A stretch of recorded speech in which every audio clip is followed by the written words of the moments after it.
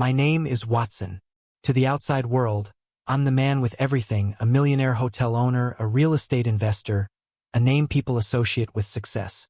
But behind the glossy magazine covers and boardroom victories, my life has been defined by one small person, my daughter, Emily.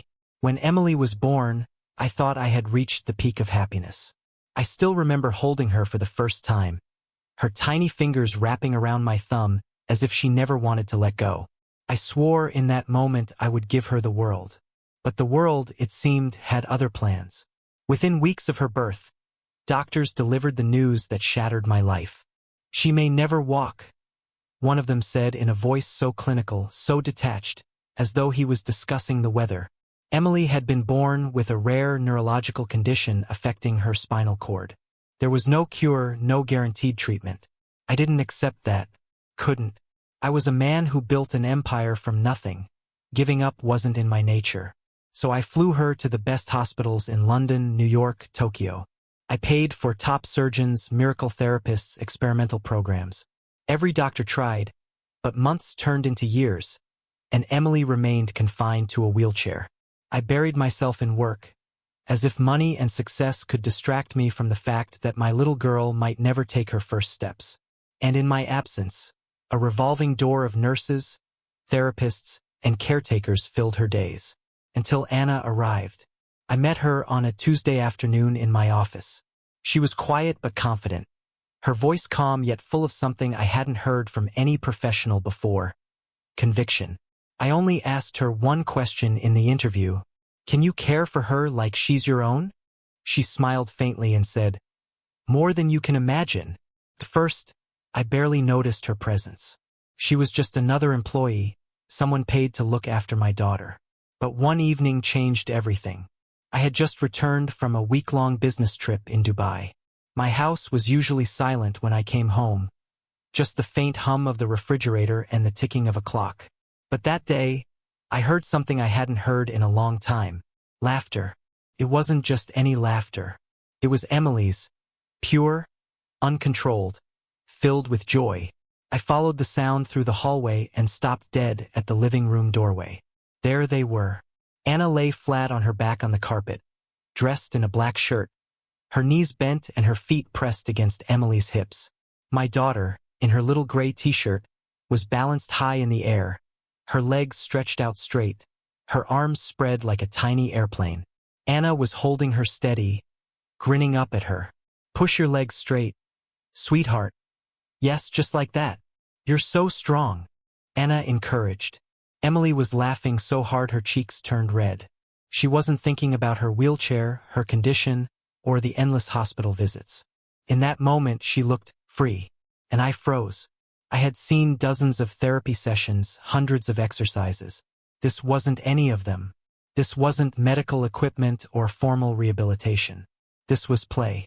This was joy disguised as therapy.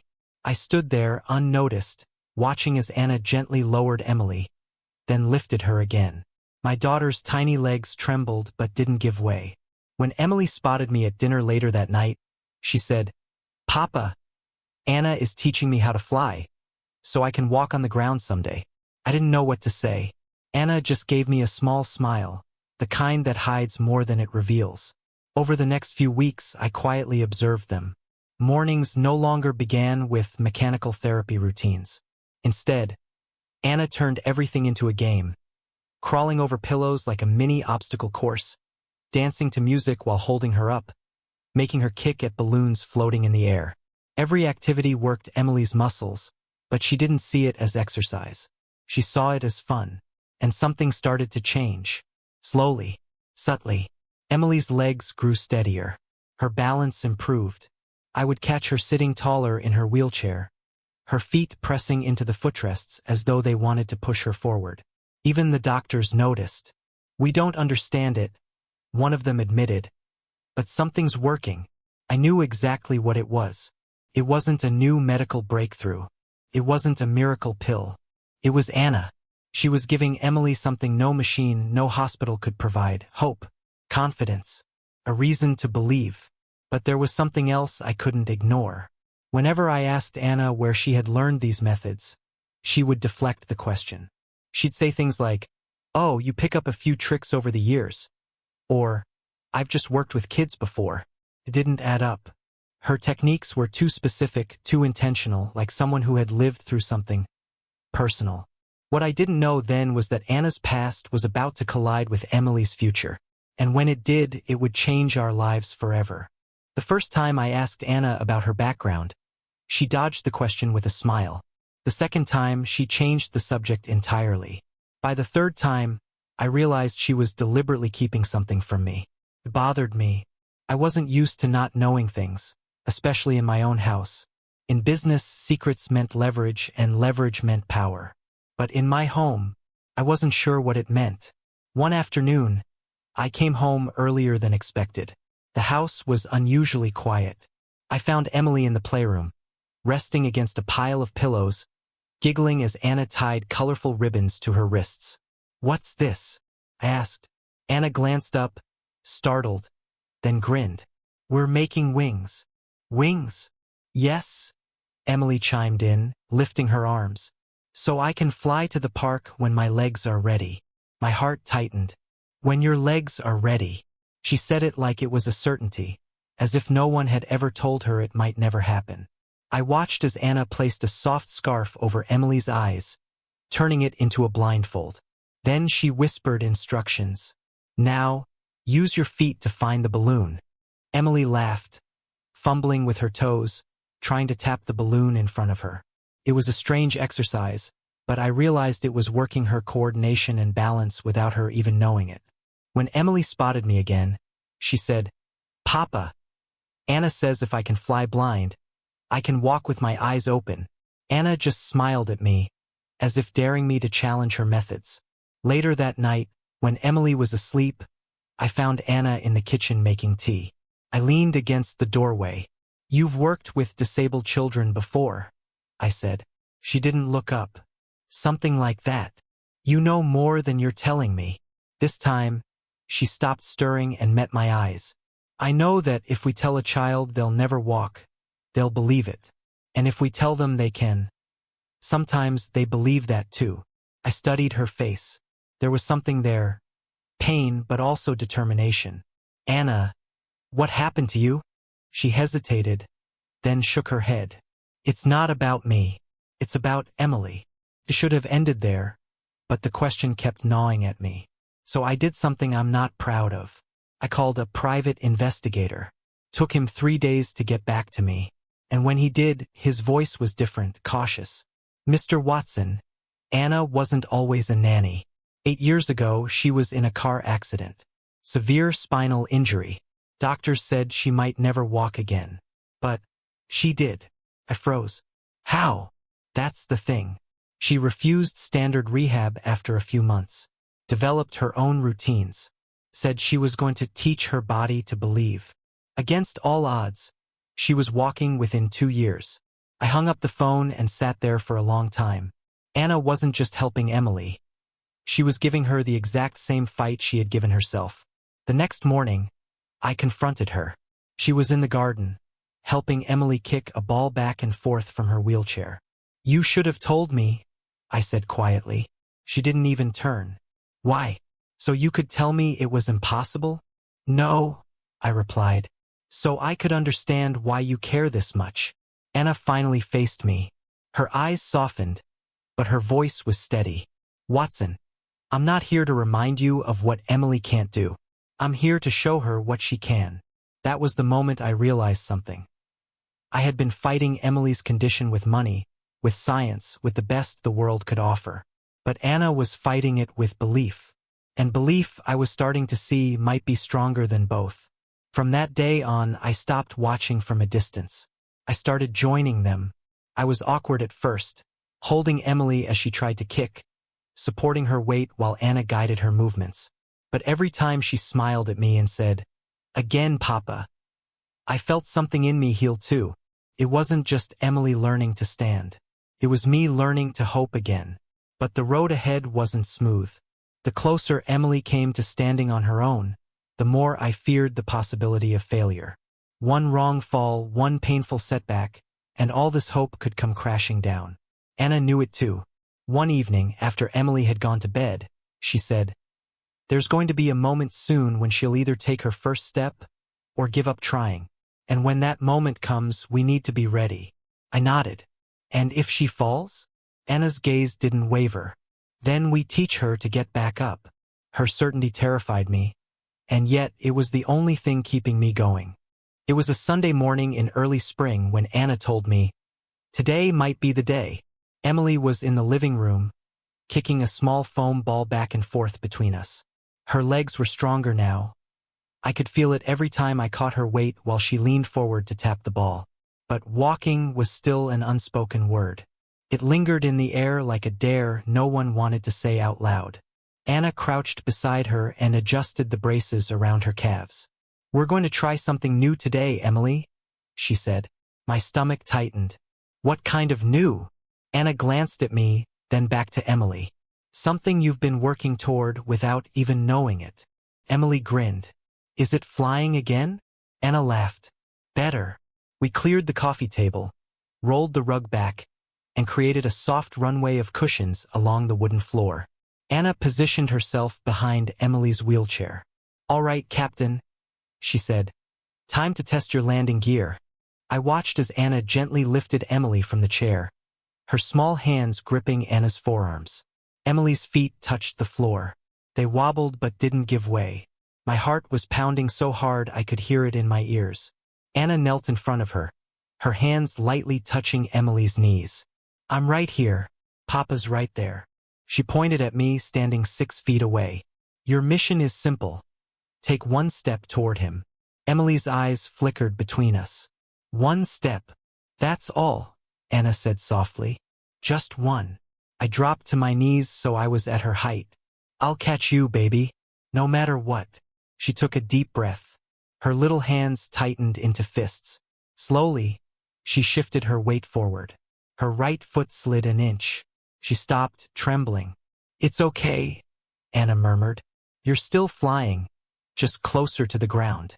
Emily's laugh broke the tension. A small, nervous giggle, and then, in one quick motion, she moved her left foot. It wasn't much, just one step, but it was more than I had seen in 6 years. I caught her before she could stumble, lifting her into my arms. She squealed with pride, wrapping her arms around my neck. "I did it, Papa." "You did?" I whispered, my throat tight. "You really did." But as I looked over her shoulder, I saw Anna turn away, her hands covering her mouth. I realized she wasn't just Emily's teacher in this moment. She was reliving her own victory, the one she fought for years ago. We spent the rest of the morning practicing. Step catch, step catch. Every attempt was followed by cheers, high fives, and Emily's contagious laughter. But with each try, her legs shook harder. By afternoon, she was exhausted. Her steps grew slower, her knees buckled more easily. On the last attempt, she stumbled halfway and fell forward. I lunged to grab her, but Anna was faster, catching her just before she hit the floor. Emily buried her face into Anna's shoulder. "I can't." Anna didn't rush to comfort her. She just held her for a moment, then said quietly, "You can't." Yet. That word, yet, was everything. We gave her the rest of the day to rest. But that night, I found myself lying awake, replaying the scene over and over. I was proud, yes, but I was also scared. What if today was her peak? What if this was as far as she could go? Would I be strong enough to accept that? Anna seemed to read my mind the next morning. Over coffee, she said, "Watson, you have to understand something. Yesterday wasn't the goal. Yesterday was proof. She's ready for more, but it's going to hurt. And you need to be ready for that too." I nodded slowly. "How much more can she take?" Anna's eyes softened, but her voice stayed firm. "As much as we believe she can." The breakthrough came on a day when no one was expecting it. It was late afternoon, golden sunlight spilling across the living room floor. Emily was in her wheelchair, coloring a picture of a hot air balloon. Anna was beside her, sorting through a box of therapy bands. I was reading emails on my phone, my mind half in business mode, half on my daughter's drawings. Then Anna said, almost casually, Emily, want to play a new game? Emily's eyes lit up immediately. What game? Anna wheeled her to the edge of the rug, then looked at me. Watson, move to the other side of the room. I frowned. What's the game? She smiled faintly. Trust me. I stood where she told me, near the far wall. Anna knelt in front of Emily and whispered something I couldn't hear. Emily's eyes widened. Then she looked straight at me. Anna reached for her hands. Okay, sweetheart. Just like we practiced. You've got this. And then, she did something I'll never forget. She stepped back. She let go. Emily stood, unsupported, for the first time in her life. Her knees trembled. Her arms wavered in the air. But she didn't fall. She was looking at me as if the entire world existed between just us two. My instinct was to run to her, but Anna's eyes shot me a warning. Don't move.